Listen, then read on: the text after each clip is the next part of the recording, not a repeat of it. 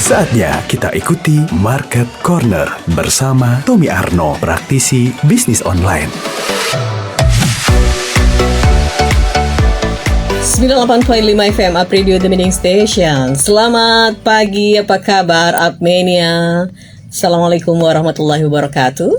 Seperti biasa, setiap hari Senin pagi selepas Up News jam 10, kita akan berbincang-bincang, kita akan ngobrol bareng tentang digital marketing, tentu saja dalam Market Corner yang menghadirkan praktisi bisnis online.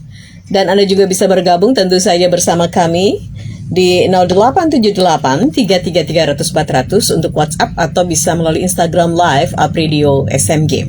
Dan siaran ini bisa Anda simak juga melalui live streaming kami di upradio.id. Jadi silahkan saja Anda bisa searching upradio.id atau Anda bisa download aplikasi upradio.id ini di Play Store. Sementara kita akan menunggu sambungan langsung dengan Mas Tommy yang saat ini sedang kita undang lewat Instagram Live. Di Instagramnya Mas Tommy @TommyArnoldFun. Dan bincang-bincang kali ini kita akan mengangkat satu tema, yaitu strategi digital marketing bagi UMKM. Disadari bahwa sekarang sudah era digital, jadi semua bisnis yang dari offline sudah ke online. Dan saat ini yang sedang kita coba untuk memberikan masukan dan juga atau usaha menengah. Baik, kita langsung saja sapa beliau, Mas Tommy Arnoldfun, yang saat ini sudah ada di ujung Instagramnya. Assalamualaikum Mas Bro, apa kabar?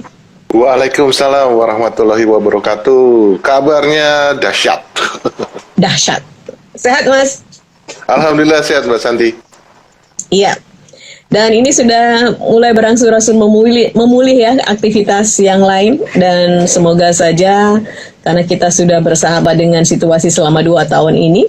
Dan ada new habit yang kita bisa lakukan. Dan ini bisa menjadi berkah tersendiri. Baik, Mas Tom.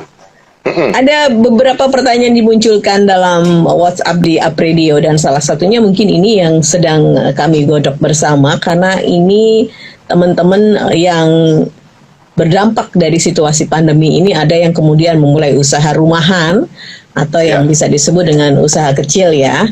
Tetapi dia pengen growth, berkembang sehingga bisa mengoptimalkan digital ini sebagai salah satu metode atau jalan marketingnya, penjualannya. Nah, ini yang harus dicatat atau yang harus disadari serta dipelajari dan juga dioptimalkan oleh teman-teman di UMKM adalah bagaimana sih sebetulnya strategi digital marketing yang sangat jitu sehingga teman-teman bisa eksis. Kemudian tadi yang tadinya ini menjadi sebuah lahan sambilan atau keterpaksaan karena adanya dampak ya Mas ya, tapi menjadi sesuatu yang memang menjadi wahana ini menjemput rezeki mereka. Gitu sih Mas.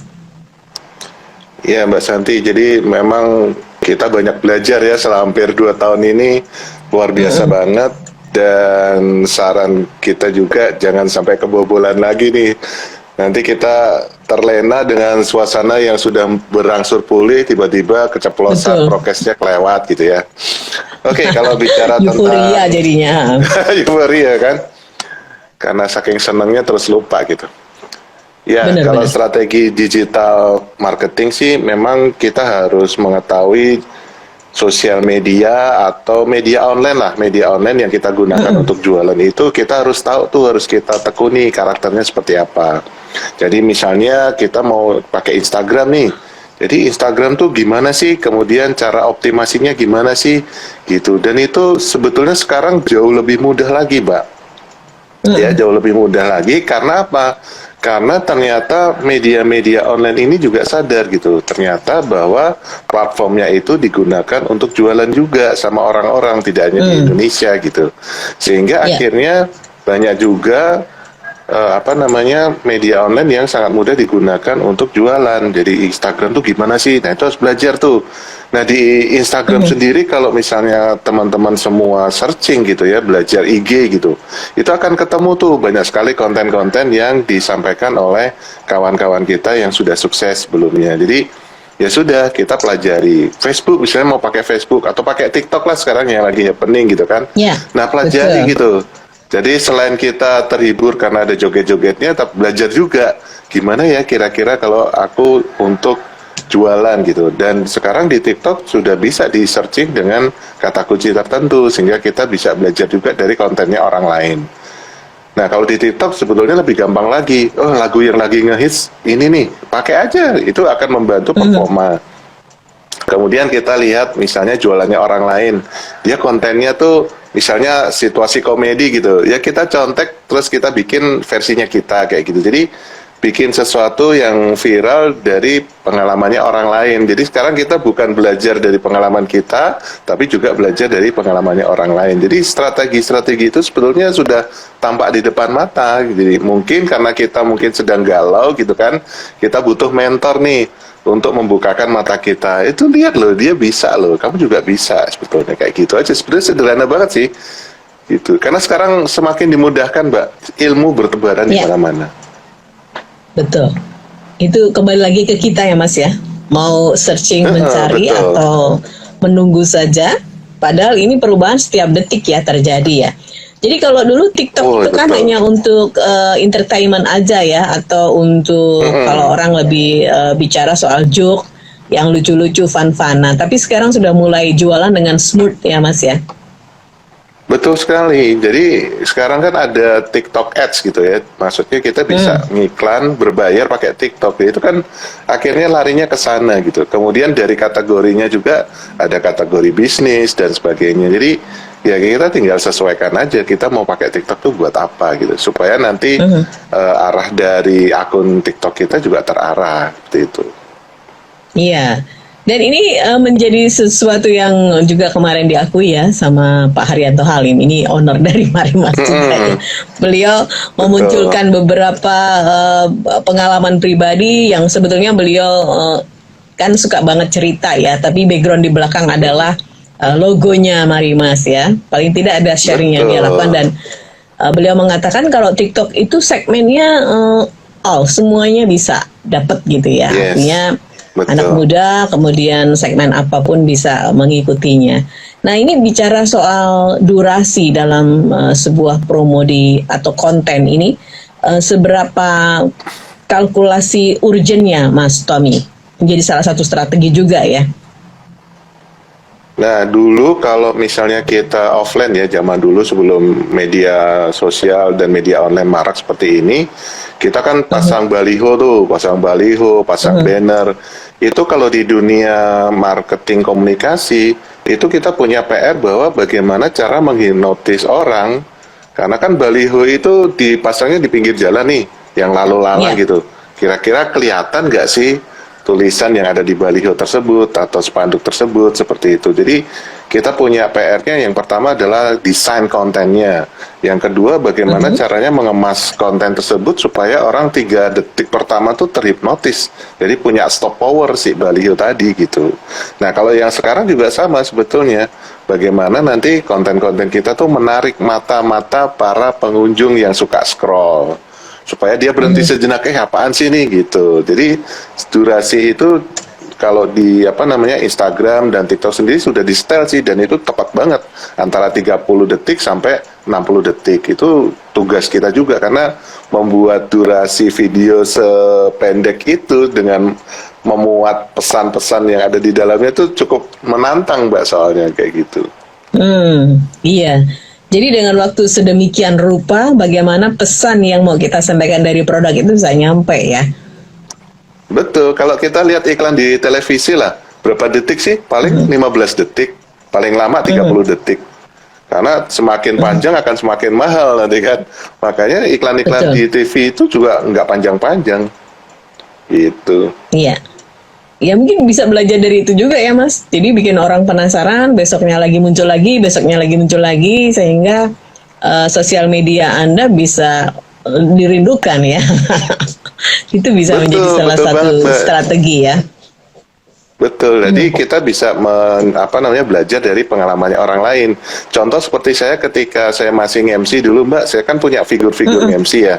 Misalnya kayak Becky Tumeu yang kayak gitu. Terus saya perhatikan dia tuh kalau setiap membawakan acara tuh sikapnya, intonasinya, kemudian bagaimana dia mengemas kontennya supaya enak deliverynya. Jadi itu saya catat tuh, Mbak, ketika dia perform seperti itu saya catat tuh poin-poinnya. Nah, itu yang akan dimasukkan ke dalam diri saya nih ketika nanti saya juga nge-MC kayak gitu. Jadi itu tambahan ilmu yang sebetulnya ada di depan mata yang kita kadangkala ya tidak menyadari gitu. Apalagi sekarang sosial media semakin marak, sebenarnya kita semakin bisa belajar dari punyanya orang lain gitu. Oh, siapa ya? Misalnya ada yang jualan pempek nih. Pempek mana nih yang ngehits gitu kan? Buka aja Instagramnya atau sosial medianya, apa sih yang dia lakukan di sana, kontennya kayak gimana, cara dia bikin narasi, skrip jualannya dan sebagainya, itu bisa dicontek. Makanya nyontek itu harus dibudayakan kali. Kalau sekolah nggak boleh ya, tapi kalau sekarang soal bisnis nyontek boleh, karena nanti akan ada modifikasi ya dan lain sebagainya yang harus kita lakukan ya. Oke, ini penting banget ya, dengan durasi yang sangat singkat sekali, Anda harus memilih kelebihan atau keunggulannya apa dan mungkin diferensiasi lah ya yang di orang lain nggak ada di bisnis yang sama ya, tentu saja dengan memperhatikan 1, 2, 3, 4, 5 lah dari bisnis yang sama. Betul. Mungkin dipelajari seperti itu. Oke, ini dari Susi ini sudah bertanya, Pak Tommy boleh bertanya Pak, minta tips dan saran kalau saya mau ambil franchise. Ini kan lagi booming nih Pak soal minum-minum itu, yang saya lihat sih ini lebih light aja. Iya, bisnis yang itu minum-minum itu loh Mas.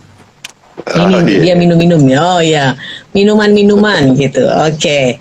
Minum 2 minuman-minuman. Oke. Baik Susi, ini berarti mau ambil franchise ya Mas. Tipsnya apa katanya? Terima kasih Susi di Salatiga. Oh, di Salatiga. Ya, terima kasih. Jadi yang pertama memang kita harus ukur selalu ya, saya sampaikan, ukur kemampuan tenaga, kemampuan otak, kemampuan waktu, dan kemampuan uang gitu. Jadi franchise itu cukup baik. Tentunya kita juga harus melihat latar belakang si pemilik franchise ya. Kalau dia memang kompeten ya sudah, kita boleh membeli franchise. Tapi yang perlu dicermati adalah jangan sampai ketika kita pertama kali punya franchise itu langsung diserahkan ke orang lain gitu. Kita harus terjun sendiri, kita harus ngerasain sendiri, itu kuncinya nanti. Ya karena gini, saya punya banyak sekali pengalaman, kawan-kawan saya sendiri, ya ada yang terkena pengurangan karyawan dan sebagainya, akhirnya memang banyak yang beli franchise Mbak. Tetapi mereka langsung diserahkan ke karyawan artinya yang barusan dia rekrut juga, ini karyawan baru kan, baru direkrut, kemudian dia pasrahkan begitu aja untuk mengelola si franchise itu, dan gak lama memang akan ambiar gitu kan. Jadi memang harus kita sendiri gitu. Dan saya cermati yang franchise yang sukses itu, kayak waktu itu ada yang di Jogja itu kan, ada penjual tahu cantik, itu kan ownernya sendiri turun langsung gitu. Jadi memang di awal-awal supaya nanti si franchise yang kita beli itu berjalan dengan bagus dan mungkin kita nanti bisa nambah, kita sendiri harus in charge di dalamnya. Nggak bisa langsung di awal-awal kita pasrahin orang lain, padahal karyawan itu adalah karyawan baru yang baru di training dan sebagainya. Dan pengalaman itu mengatakan karyawan-karyawan tersebut banyak ngilang, Mbak. Jadi pas kita cek nih ke lokasi dari jauh gitu kan, kok nggak ada yang nungguin gitu. Pas kita deketin ternyata orangnya entah kemana gitu kan. Karena mereka tidak merasa diawasi dan sebagainya, tidak dididik atau diberi contoh dari awal. Jadi sebetulnya franchise boleh-boleh saja, sehingga ketika kita melakukan franchise itu ya kita harus menekuni atau in charge langsung dulu di awal-awal gitu. Jadi mungkin tidak melihat brand sekarang udah besar dan di mana-mana Mas tokonya atau counternya Mas ya, tetapi yang harus dipelajari adalah bagaimana proses bertumbuhnya brand franchise itu ya dari ownernya ya, sehingga tertular itu virus bisnisnya.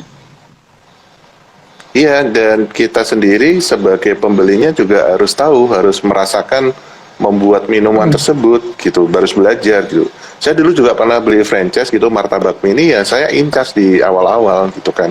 Supaya apa ya? Supaya nanti ketika ada karyawan kita yang cheating gitu, misalnya kita juga tahu gitu kan. Kok ini ukurannya misalnya mesesnya atau apanya kok berkurang gitu kan. Harusnya kan nggak bisa untuk sekian porsi, harusnya menghabiskan sekian gitu. Itu kita tahu semua.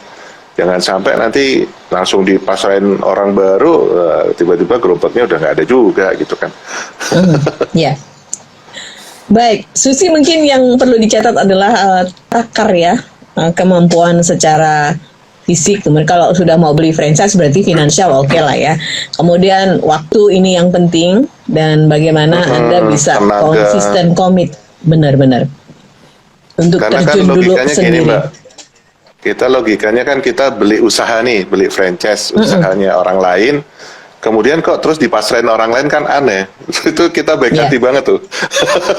Ya kalau kita beli franchise ya kita yang melakukan gitu, bersama tim gitu kan. Nah nanti kalau timnya sudah jadi, sudah mapan, baru tuh kita baru mundur pelan-pelan sambil jadi pengawas kita Memantau. nantinya. Iya gitu. Iya, gitu. Jadi ini sama sebetulnya ya, ketika membeli franchise yang sudah terkenal pun sama kayak kita membangun usaha sendiri karena itu milik kita sendiri ya Mas ya. Betul. Jadi intas Iya. dulu bagaimana kita berjuang karena ini menjadi salah satu usaha nanti yang akan kita buat Betul. menjadi ladang ya, ladang rezeki juga. Begitu Susi, salah satu tips yang disampaikan oleh Mas Tom. Dan ini masih ada pertanyaan nih, Mas, kira-kira kita perlu juga nggak melakukan survei untuk memastikan lokasi di tempat kita itu cocok dengan jenis franchise tersebut? Oh, penting itu, survei Mas. Iya, lokasi penting banget karena banyak juga teman-teman yang punya usaha franchise ini juga akan mensurvei dulu tempat yang kita pilih itu sesuai enggak gitu loh. Itu franchise yang bagus akan seperti itu. Nah, jadi ya kita tentunya tidak sembarangan ya. Memang kayaknya tempatnya itu rame, tetapi cocok nggak dengan produk yang akan kita jual di daerah situ gitu. Nah, itu juga perlu riset juga kan. Kira-kira ada nggak, misalnya kan tadi minuman ya, kira-kira ada juga nggak yang jual minuman di sana seperti itu, dan berapa banyak. Nah, minumannya jenisnya apa. Kemudian misalnya kita amati nih seharian, yang dari sekian orang yang jualan minuman itu, mana tipe minuman apa sih yang paling sering dibeli di situ. Nah, itu juga harus ada seperti itunya. Jadi tidak serta-merta kita beli sebuah franchise, kemudian pemilihan lokasinya juga ngawur. Nah, itu nanti boncosnya double-double gitu kan. Iya, ini memang kayak semacam bisnis yang mudah ya Mas, tinggal beli yang sudah ada, sudah punya nama, brand ada, kemudian tadi sudah ditata sedemikian rupa sehingga menjadi kita menjalankan saja. Tapi yang penting adalah mungkin dari kita sendiri juga memberikan masukan ya. Biasanya kalau franchise itu dia akan survei ya Mas, bener nggak lokasi ini cocok dan prospek gitu kan. Nah, salah satunya adalah mungkin ini pengalaman yang saya lihat Susi ini soal harga ini. Kalau di lokasi itu rame, tadi Mas Tom mengungkapkan ya, satu hal yang rame, tapi lalu lalang dengan kondisi yang masyarakat daya belinya itu masih dengan harga yang SP dan lain sebagainya gitu, yang biasa-biasa. Nah, kalau minuman itu mahal misalnya, itu kan apakah memungkinkan? Nah, ini kan ada habit atau budaya yang memang harus dipelajari juga ya Mas ya. Betul. Iya, harus di riset dulu gitu. Penting banget kalau kamu mengusulkan perlu adanya survei atau riset nggak untuk lokasi, ini penting banget. Satu, tempat memang, kemudian masyarakat di sekeliling itu apakah dia masyarakat yang hanya rumahan saja atau tadi mahasiswa banyak yang suka nongkrong dan lain sebagainya. Itu harus ada memang. Terima kasih Susi untuk partisipasinya, mudah-mudahan sukses ya. Yang pasti bahwa apapun yang sekarang franchise yang akan Anda beli, Anda harus konsen saja dulu sendiri. Nah, kembali lagi nih Mas ke strategi digital marketing bagi UMKM. Yang terjadi memang saat ini teman-teman di UMKM sudah mulai sadar ya Mas ya, bagaimana menggunakan media sosial atau digital ini sebagai salah satu upaya marketing yang dia lakukan. Nah, kendalanya apa sih Mas biasanya yang terjadi? Mas, mungkin ini ada satu nih, si Udin. Saya dimotivasi dong Mas, kadang-kadang down untuk terus melakukan usaha di strategi marketing ini. Waduh, susah itu. Jadi begini ya, apa namanya, ya harus kita mulai dari diri sendiri dulu. Kita sadari, ya kita sadari bahwa sekarang itu dunia, bahkan khususnya di Indonesia itu sudah merambah ke digital.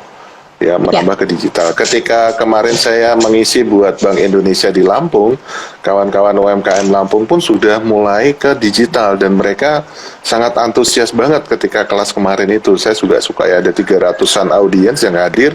Itu gila, dari 300 audiens pertanyaan itu sampai 290 pertanyaan.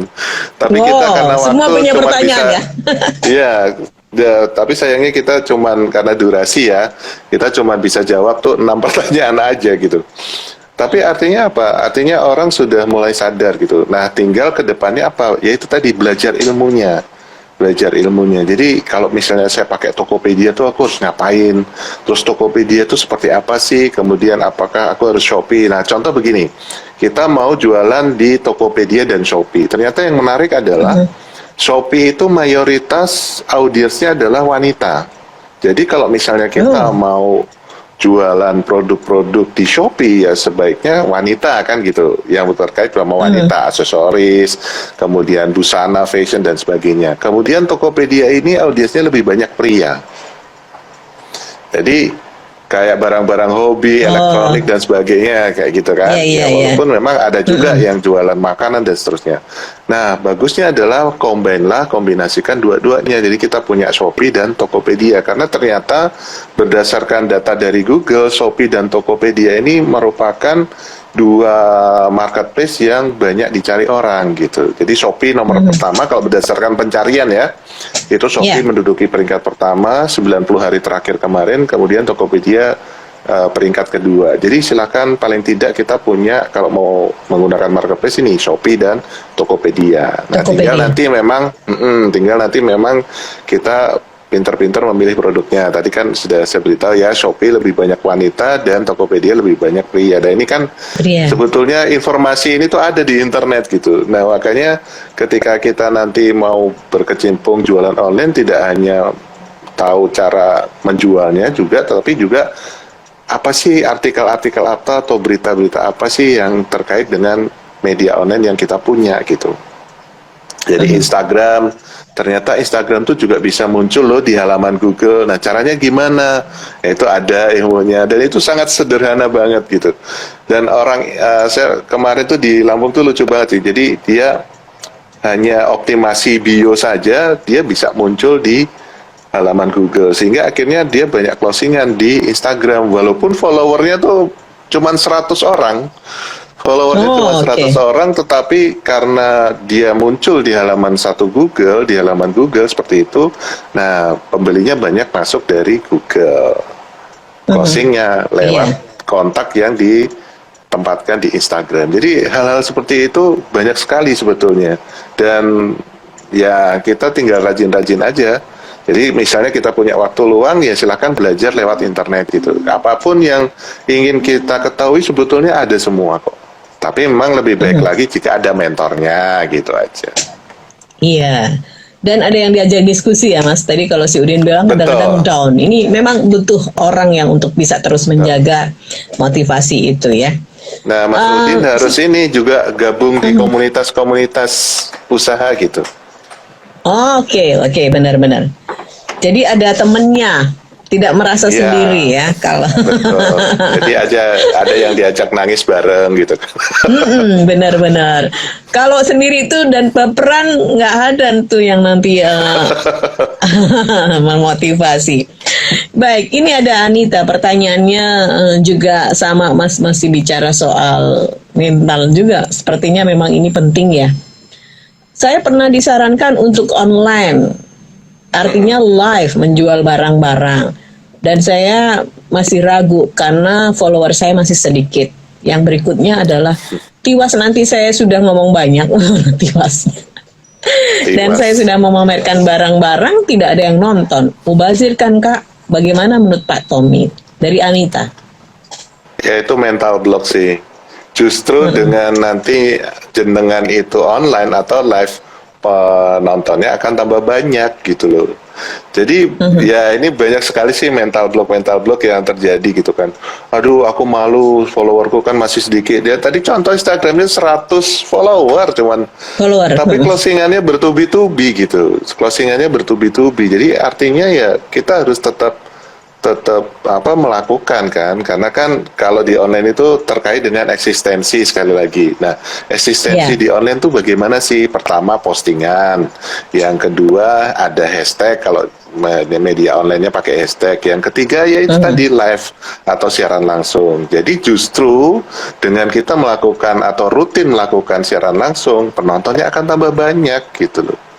Jadi dibalik, kalau kata guru saya tuh, kalau pertanyaan-pertanyaan yang terkait dengan mental block begini tuh harus diketok gulune gitu. Terus madu gulunya ke atas, kepalanya yang ke bawah gitu ya. Iya, jadi nggak apa-apa, teruskan saja gitu. Karena ya itu tadi ya, di kita itu kan angka itu sudah jadi racun sih. Aduh, postinganku nggak banyak yang nge-like dan sebagainya. So what gitu loh. Contoh nyata itu 100 follower itu nyatanya closingannya bertubi-tubi. Yang nge-like postingannya nggak ada. Cuman karena akhirnya akun Instagramnya muncul di halaman Google, ya pembelinya masuknya dari Google gitu. Iya. Atau di ini ya, dibalikin lagi kalau tadi Mas Tommy bilang ya. Pokoknya setiap usaha itu nggak ada yang sia-sia deh. Kalau kamu bilang tiwas ngecuprus ya, tiwas ngecuprus sudah ngomong banyak. Itu pasti ada hasilnya, tapi bukan sekarang, mungkin ya, mungkin. Nanti akan ada. Iya, itu aja gimana coba. Daripada dipotong lehernya, coba. Lebih gawat kan. Lebih baik kita punya pemikiran gitu, Mbak Anita. Jadi jangan dilihat followernya sedikit. Apa yang Anda usahakan itu pasti akan ada hasilnya. Dan hasil itu kan tidak sekonyong-konyong koder, berproses ya. Kita juga tadinya nggak yakin ya Mas, kalau kita mau live Instagram ada penontonnya nggak ya Mas? Tapi kita berniat untuk berbagi ilmu ya. Oke. Baik, terima kasih Anita. Pokoknya satu, kalau mau jualan, mau bisnis, kemudian juga Anda mau bekerja, itu kuncinya satu, jangan pernah punya mental block dan juga baperan. Kalau Anda bekerja ketemu dengan gimana Mas? Ya itu Mbak, kalau di kami sih nyarinya banyaknya closingan ya, bukannya banyaknya follower ya. Betul. Followernya banyak tapi cuma nonton doang, nggak ada eksekusi untuk bisa beli juga percuma gitu ya. Betul. Baik, ini dari Indra. Selamat pagi Coach Tom dan selamat pagi juga Mbak Santi. Saya pengen tanya Mbak Santi sudah punya usaha online belum? Belum. Cepat banget. Iya, dia soalnya nyinggung banget sih. Tapi nggak apa-apa Indra. Ini kamu memotivasi saya ya. Ketika saya tersinggung itu berarti akan ada sesuatu yang terjadi nanti ya. Baik, yang ingin saya tanyakan adalah Pak Tom, idealnya berapa media sosial yang harus saya kuasai? Kemudian tadi sudah disampaikan ya antara Shopee dan juga Tokopedia, kelebihannya. Nah, yang ingin saya tanyakan adalah seberapa penting nanti produk saya juga pengen dikenal orang seperti yang tadi Pak Tom bilang, Shopee untuk perempuan, banyak perempuan, yang Tokopedia banyak laki-laki. Terima kasih, berikan tip-tipnya ya. Sukses selalu Coach. Oke.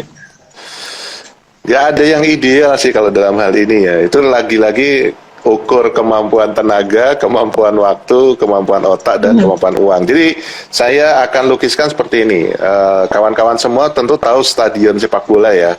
Stadion sepak bola seperti itu. Nah bayangkan sekarang stadion sepak bola itu tentunya nggak punya satu pintu doang kan. Stadion sepak bola itu minimal ada 4 pintu. Ya, ini belum pintu daruratnya kayak gitu. 4 pintu utama. Nah itu sama sebetulnya. Jadi stadion bola itu adalah ibaratnya usaha kita nih. Nah, bagaimana supaya orang tuh masuk ke dalam stadion tadi? Tentunya akan melalui apa? Ada 4 pintu tadi yang utama gitu kan. Nah, sama. Pintu ini tuh ibaratnya media online-nya. Bisa Facebook, bisa Instagram, bisa YouTube, Bisa Twitter, bisa Pinterest, Tokopedia, Shopee, dan lain sebagainya. Jadi seperti itu. Nah, idealnya seperti apa? Ya tergantung dari usahanya kita, gitu kan. Kita mau dikenalnya lewat media apa saja, dan kemampuan kita. Kemampuan kita tuh maksudnya kita bisa nggak handle sekian banyak akun, gitu. Karena ada loh teman-teman yang punya lebih dari satu akun Instagram, ada yang 10, bahkan ada yang 15 dan seterusnya. Ada yang punya Tokopedia itu ada 20-50 akun, bisa gitu kan. Nah, kemudian satu akun Facebook sendiri bisa membuat 50 fanpage seperti itu. Nah, kita tanya diri kita sendiri, kita mampu nggak menghandle sebanyak itu gitu. Kalau belum mampu ya silahkan kuasai dulu yang paling nyaman. Kenapa kok paling nyaman? Supaya semangat kerjainnya. Nah, nanti setelah itu sudah dikuasai, baru kita kembangkan melalui media-media online lainnya. Karena semua media online ini efektif jika kita tahu caranya gitu loh. Jadi tidak hanya sekedar memanfaatkan saja, karena semuanya ada ilmunya tentunya gitu kan. Sehingga itu nanti bisa dimanfaatkan untuk menunjang perkembangan bisnis. Jadi kalau saya bicara idealnya, itu akan masing-masing individu akan beda-beda gitu. Ya, seperti saya misalnya yang kelas online, saya masih menggunakan Facebook. Itu idealnya Facebook dan Instagram, udah dua itu saja. Kalau saya jualan kelas online itu udah sangat efektif buat saya gitu. Nah, nanti yang jualan misalnya jualan gamis, itu nanti bisa pakai apa lagi dan seterusnya, pakai Tokopedia. Karena kan kalau kelas online di Tokopedia atau Shopee kurang bagus kayak gitu kan.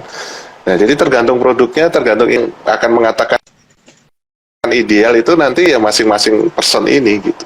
Tapi yang penting itu tadi, kita menciptakan pintu-pintu. Orang itu supaya masuk ke usaha kita, pintunya apa aja sih? Ya media sosial, media online, bisa pakai web, bisa pakai landing page, bisa pakai Google My Business, banyak banget pintunya sebetulnya. Nah, tinggal kita ukur nih kemampuan tenaganya, mampu nggak handle banyak akun gitu.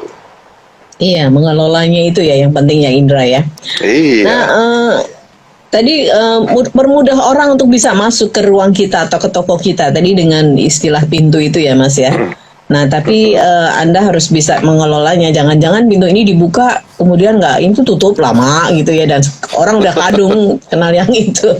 Nah ini kalau di Mas Tom ini Facebook yang sedang dioptimal atau yang saat ini menjadi salah satu media sosial yang dioptimalkan, betul ya Mas ya. Karena memang masing-masing sosial media tadi pertama Mas Tommy sudah bilang ada karakter yang harus kita pahami, kemudian optimalisasikan itu di situ. Jadi semuanya bisa all out. Begitu Indra. Thank you. Tunggu ya, saya kalau sudah punya bisnis online saya kabarin Indra duluan. Ini nomornya sudah aku catat. Kutandai kau. Iya. Kutandai kau dengan bismillah. Oke, ini pertanyaan juga masih seputaran strategi di dunia marketing online dari Cicilia. Selamat pagi At Radio, selamat pagi Coach Tom, dan juga selamat pagi Mbak Santi. Saya punya usaha adalah makanan. Saya baru belajar masak, tapi ternyata yang tadinya saya tidak pede, suami saya bilang enak dan bisa saya share ke teman-teman dekat, akhirnya juga banyak tuh yang order. Nah, boleh dong kasih tips kira-kira seperti apa yang bisa saya optimalkan untuk makanan ini, kan memang tidak tahan lama Coach. Ada masukan nggak di seputaran marketing digital ini, saya harus seperti apa? Terima kasih Cicilia.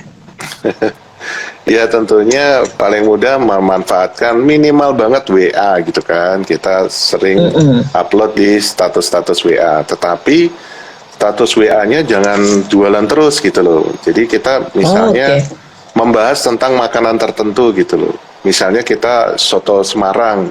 Soto Semarang itu kenapa kok menjadi khas? Karena jadi ada storytelling juga yang kita upload di WA status, walaupun cuman sepintas-pintas karena kan waktunya juga, durasinya juga pendek banget kan di WA status. Jadi selain kita menampilkan karya-karya kita di sana, ya kita cerita tentang karya itu sendiri, dijelasin. Jadi soto Semarang itu terkenal sejak tahun berapa misalnya kayak gitu, sehingga akhirnya WA kita tuh jadi menarik dan akhirnya nanti orang juga merekomendasikannya. Nah kemudian nanti kalau sudah benar-benar mapan banget tentang keahlian masak ini, ya kita manfaatkan ojol, itu paling gampang. Apalagi kan tadi nggak tahan lama, artinya kan sehari harus nyampe kan. Jadi kita menjajah menjajah Semarang ya berarti ya, menjajah kota Semarang gitu. Nah, pertama silakan manfaatkan ojol juga, mau GrabFood atau GoFood silakan, nah gitu. Yang berikutnya, kalau kita memang mau menjajah kota Semarang, yang paling gampang adalah menggunakan Facebook Marketplace. Tapi kembali lagi ya, ukur lagi tadi 4 itu, kemampuan tenaga, waktu, otak, dan duitnya. Itu paling enak tuh. Jadi kalau misalnya memang masakan kita tidak tahan lama, ya itu tadi. Ya, pakai WA. Bisa juga kita nanti ada beberapa masakan yang by order, ya PO betul. Kemudian pakai ojol, yang berikutnya kita pakai Facebook Marketplace, yang keempat kita pakai Google My Business. Jadi supaya tambah kondang lagi gitu. Lama-lama dari masakan rumahan jadi catering jadi nasi box dan seterusnya. Mantap. Jadi walaupun di rumah aja tadi nggak percaya ya, ternyata masakan itu kalau sudah suami betah makan di rumah itu pasti enak lah Mbak Sisil. Betul. Sukses ya. Pokoknya sukses selalu deh dan terus berusaha. Oke, kita coba sapa untuk yang sudah bergabung lewat Instagram ya Mas ya. Ada Deska.Jana, kemudian ada lagi ini sa.ri273, and then juga kita akan mengundang pptki.unik_kudus. Apa kabar ini? Apa itu Mas? Itu satuan apa itu Mas? Komunitas apa Mas? Itu beliau itu jualannya, kayak herbal gitu Mbak, jahe merah. Oh, herbal. Gitu. Oh, ini berarti temennya ibu yang ada di Pati itu ya kayaknya ya. Oke, Kang Dani /Japan juga selamat pagi. Ada Ibu Ata, Hani ini yang madu ya, kemudian Yuli. Tape ketan, iya Ibu Yuli. Ada tape ketan Ibu Iis juga selamat pagi. Iya, semuanya mudah-mudahan sukses selalu. Baik Mas Tommy, ini saya sudah dapat sinyal dari redaksi untuk segera mengakhiri perbincangan kita di Market Corner hari ini. Dari statement terakhir atau closing di kita perbincangan hari ini Mas, silakan Mas. Dari strategi digital marketing bagi UMKM. Ya, strategi digital sendiri sebetulnya nanti sangat tergantung dari apa yang sudah kita lakukan. Nah, jangan lupa kita selalu adakan evaluasi. Jadi kita apa yang kurang sih, apa yang harus di-push lagi gitu. Kalau kita nggak pernah tahu itu, ya bagaimana akan membuat sebuah strategi kan gitu. Kemudian juga amati ya, sekali lagi amati, karena orang yang jualan produk-produk sejenis semakin banyak. Ya amati mereka. Atau misalnya kita cari yang memang yang paling kondang, yang kayak menurut kita tuh paling rame. Apa aja sih yang mereka lakukan? Karena itu semua akan tampil di sosial media mereka atau media online mereka. Nah, kemudian kita catat tuh, ya. Oh, mereka kontennya seperti ini tipenya. Kalau bikin video, temanya ini, narasi dan semuanya, ya. Kemudian itu nanti akan kita lebur, jadikan kekuatan dari produk kita sendiri. Itu juga sebuah strategi supaya kita nanti tetap eksis dan tetap bertahan dalam kondisi apapun. Jadi sebetulnya yang ada di hadapan kita itu sebetulnya ilmu, sudah memberikan informasi. Nah, mudah-mudahan setelah ini nanti teman-teman bisa mendapatkan insight sehingga akhirnya rajin juga menengok teman-teman lain melakukan apa sih, tinggal dicontek aja. Tapi ya jangan plek-ketiplek ya. Itu aja. Ya, plek-ketiplek. Harus ada modifikasinya ya.